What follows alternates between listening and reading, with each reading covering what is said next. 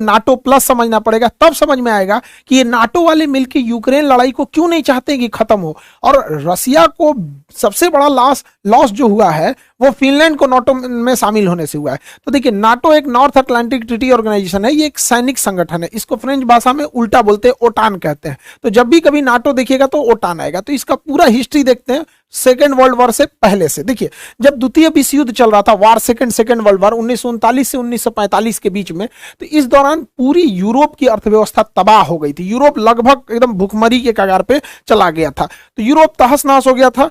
इसी बीच जर्मनी जो था, अब लगभग जर्मनी की हार तय थी, क्योंकि जर्मनी सेकेंड वर्ल्ड वॉर में बहुत कूद रहा था, लेकिन जर्मनी की हार लगभग तय समझ रही थी। और ये जो हिटलर है, हिटलर के मरने के 4 महीना पहले ही फरवरी 1945 में ये डिसाइड हो गया कि अब जर्मनी हार जाएगा। तो जर्मनी पर किसका अधिकार होगा, इसकी बैठक हो रही थी यूक्रेन के शहर याल्टा में। यही यूक्रेन जहां मार हो रहा है, इस का इतिहास है, मार धार से भरा हुआ है। तो यहां याल्टा में बैठक हुई। इसमें देखिए, विंस्टन चर्चिल, रूजवेल्ट और स्टालिन आए थे लोग। Winston Churchill Britain, Roosevelt America से, स्टालिन जो आए थे रसिया से। तय ये हुआ कि जर्मनी जैसे ही हारेगा, जर्मनी के टुकड़े कर दिए जाएंगे।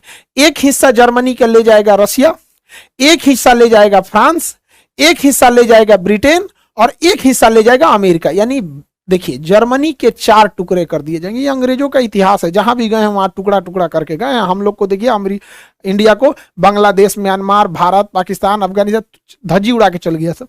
तो ये याल्टा पैक्ट में हो गया। इसके 4 महीने बाद फाइनली हिटलर हार गया और जर्मनी के जैसे हुआ टुकड़े वैसे तोड़ दिए गए जर्मनी को।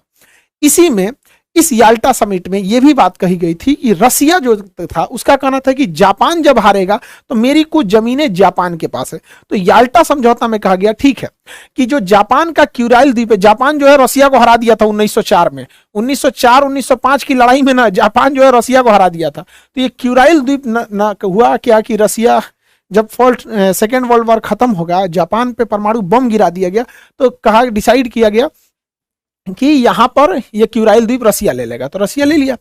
रसिया से याल्टा समझौता में कहा गया था कि आप इस साइड में यूरोप में कम्युनिस्ट को बढ़ावा नहीं देंगे। कम्युनिस्ट एक ऐसा शासन प्रणाली है जिसमें चुनाव नहीं होता है, बल्कि पार्टी डिसाइड कर देती है, जैसे चाइना में चुनाव नहीं होता है। तो ये बड़ा उटपटांग व्यवस्था है, यूरोप वाले इसमें एडजस्ट नहीं हो पाते हैं। तो उनका कहना था कि रसिया इस साइड में कम्युनिस्ट को बढ़ावा नहीं देगा। तो रसिया कहा हम इस साइड में कम्युनिस्ट को बढ़ावा नहीं देंगे, इधर से ले लिया क्यूराइल द्वीप। आज भी जापान और रसिया के बीच में क्यूराइल द्वीप को लेकर विवाद है, लेकिन धीरे धीरे रसिया इस साइड में कम्युनिस्ट को बढ़ाना चालू कर दिया, कम्युनिस्ट देशों को बढ़ावा देना चालू कर दिया। इसका संदेह हो गया उस समय के तत्कालीन जो अमेरिका के राष्ट्रपति थे 1945 में, यहाँ पे ट्रूमैन को आभास हो गया कि इस साइड में ठीक है रसिया उधर चला गया, रसिया भी कम्युनिस्ट है, ये आपका चाइना भी है, उत्तरी कोरिया भी तानाशाह है, कम्युनिस्ट के बराबर ही होते हैं। तो उन्होंने देखा कि रसिया को इस साइड में रोकना बहुत ज्यादा जरूरी है, लेकिन रसिया अपना एग्रेशन करते ही जा रहा था। इसी बीच में फरवरी 1948 में रसिया जो था उस समय सोवियत संघ था, तो रसिया के साथ था एस्टोनिया, लातविया, लिथुआनिया, ये पूरे के पूरे रसिया का ही पार्ट था। सोवियत संघ उस समय union of Soviet socialist Republic, USSR नाम था रसिया का, तो ये सब उसी के साथ थे। ये आपका बेलारूस, यूक्रेन, मोल्डोवा, ये भी रसिया के साथ ही थे, उसका पार्ट था। ये काकेशस देश, जॉर्जिया, आर्मेनिया, अजरबैजान रसिया के साथ था। ये सेंट्रल एशिया के Kazakhstan, Kyrgyzstan, Tajikistan, Turkmenistan, Uzbekistan, ये सब रसिया के साथ थे। तो आप देखिए उस समय रसिया का क्या इतना बड़ा एरिया होता था, ये पूरा का पूरा रसिया था। इसके बावजूद रसिया ने यहां पर उस समय के जो चेकोस्लोवाकिया देश है, फरवरी 1948 में चेकोस्लोवाकिया पर अचानक सेना भेज के तख्ता पलट करा दिया और यहाँ के लोकतंत्र के सरकार को उखाड़ फेंका और यहाँ पर अपनी पिट्ठू सरकार, जैसे इसी के हिसाब से चलने वाली सरकार, कम्युनिस्ट सरकार को यहाँ बैठा दिया। आज चेकोस्लोवाकिया 2 भाग में टूट चुका है, चेक गणराज्य और यहाँ पे स्लोवाकिया। उस समय इसने कब्जा किया। अब यूरोप वालों को डर हो गया कि भैया यहां तक तो खुद का खुद रसिया है, अब ये इसके भी आगे बढ़ेगा तो हम लोग कहां जाएंगे। और उसके अलावे जर्मनी का एक हिस्सा तो रसिया याल्टा समझौते के तहत ही ले चुका था। अब इसके बाद अमेरिका वालों का नींद खुला कि भैया इनको कैसे रोका जाए। तो रसिया क्या था कि अन्य सरकारों को भी लालच देता था कि तुम भी कब्जा कर लो, तुम भी कब्जा कर लो, लोकतंत्र की सरकार को उखाड़ फेंको। इसी बीच अमेरिका को खबर लगी कि रसिया का अगला टारगेट है तुर्की। तुर्की पे कैसे भी कम्युनिस्ट सरकार को लगाना। तो ट्रूमैन जो वहां के राष्ट्रपति थे, उन्हें मार्शल प्लान लगाया। देखिए, मार्शल लॉ अलग है, मार्शल प्लान अलग है। इन्होंने मार्शल प्लान लाया अप्रैल 1948 में। इसके तहत जो देशों पे रसिया अपना प्रभाव जमा रहा है कि तुम लोकतंत्र छोड़ के कम्युनिस्ट आ जाओ, वहां पर ये लोग क्या करते थे, मार्शल प्लान के तहत पैसे देते थे ताकि वो रसिया के फेवर में ना जाए। तो तुर्की और साइप्रस को कैसे भी ये पैसे उसे दे के अपने फेवर में लाए, वरना तुर्की भी हो चुका था कम्युनिस्ट देश। रसिया यूरोप की ओर बढ़ते जा रहा था। रीजन क्या है, रसिया का एक क्षेत्रफल खुद का रसिया इतना बड़ा था, इसके अलावे रसिया के साथ सेंट्रल एशिया यूएसएसआर का हिस्सा था, काकेसस यूएसएसआर का हिस्सा था, ये बाल्टिक देश यूएसएसआर के हिस्सा थे सब, ये उस समय बेलारूस, यूक्रेन, ये सब उस समय रूस का ही पार्ट हुआ करता था, इतना बड़ा। इसके अलावे अब रसिया एंट्री करना चालू किया। तब इन्होंने क्या किया, 4 अप्रैल 1949 को नाटो सेना का गठन किया। जिस समय गठन हुआ उस समय 12 देश थे, वर्तमान में इसमें 31 देश हो चुके हैं। नॉर्थ अटलांटिक ट्रीटी ऑर्गेनाइजेशन, इस संगठन के टोटल 14 अनुच्छेद हैं, 14 आर्टिकल हैं। 14 आर्टिकल में कहा गया है कि इसके देश कैसे कैसे काम करेंगे। इसका 5वां आर्टिकल सबसे खतरनाक है कि इन वर्तमान में जो 31 देश हैं, अगर इस 31 देश में कोई बाहरी देश 31 आपस में मार करे तो कोई दिक्कत नहीं है, ये किसी को मारे तो कोई दिक्कत नहीं है, लेकिन अगर कोई दूसरा देश इनके ऊपर हमला करेगा तो ये 31 मिल के मारेंगे उसको। ये इसका कानून है।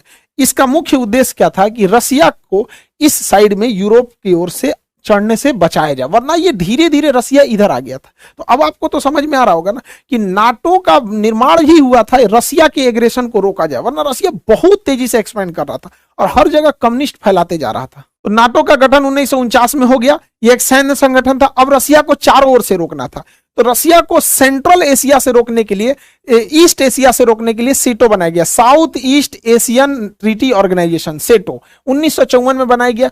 इसको हथियार, सेटो में मुख्य रूप से किसे शामिल किया गया, तो थाईलैंड को और इधर से फिलीपीन को, और नीचे में ऑस्ट्रेलिया और न्यूजीलैंड, ताकि इधर से ये लोग अमेरिका के फेवर में रहे। और इन्हें हथियार कौन दे रहा था, अमेरिका, ब्रिटेन, फ्रांस।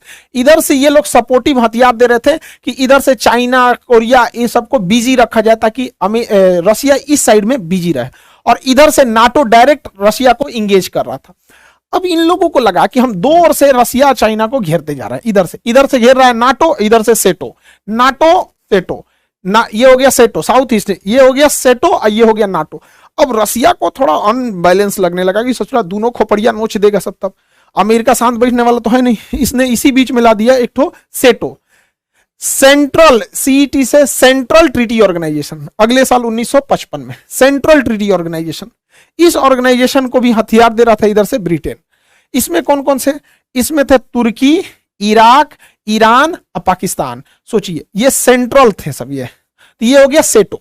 अब ये रसिया पे दबाव बनाते थे सब, यहां पे रसिया को आगे बढ़ने से रोकते थे सब, सेटो। इधर से कौन चढ़ता था, सेंटो, इधर से सेटो, ये हो गया सेंटो, ये सेटो, ये सेंटो, इधर से नाटो।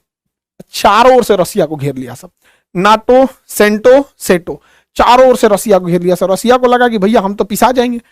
अब भारत को कहे तो भारत किधर जाए भैया। अब भारत हो गया फेरा में पड़ गया, क्योंकि रसिया को इधर से तो घेर लिया है नाटो, यहां से घेर लिया है सेटो, सेंटो, ये हो गया SEATO, south east Asian treaty organisation. अब रसिया के लिए कंफर्टेबल में हो गया दिक्कत, रसिया ढूंढने लगा अपना कोई पार्टनर।